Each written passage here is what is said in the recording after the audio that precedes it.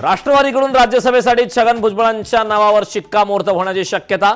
बाहेरच्या व्यक्तीला संधी दिल्यास पक्षात नाराजीची शक्यता असल्याने नवनीत राणांना संधी मिळण्याची शक्यता कमी। ओबीसींच्या न्याय हक्कासाठी पंकजा मुंडे बावनकुळेंनी बोलावं अन्यथा राजीनामा द्यावा, नवनाथ वाघमारे यांची मागणी।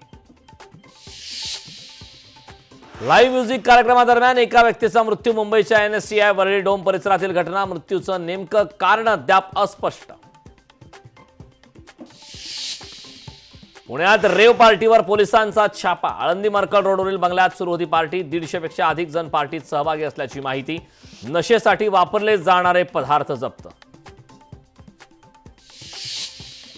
घरगुती सिलेंडरच्या दरात 29 रुपयांनी वाढ। आजपासून सिलेंडरचे नवे दर लागू। घरगुती सिलेंडरचे दर 941.50 रुपयांवर। राज्यात आज मेघगर्जनेसह पाऊस पडण्याची शक्यता। 25 जिल्ह्यांसाठी पावसाचा येलो अलर्ट जारी। भारतीय हवामान विभागाने वर्तवला अंदाज।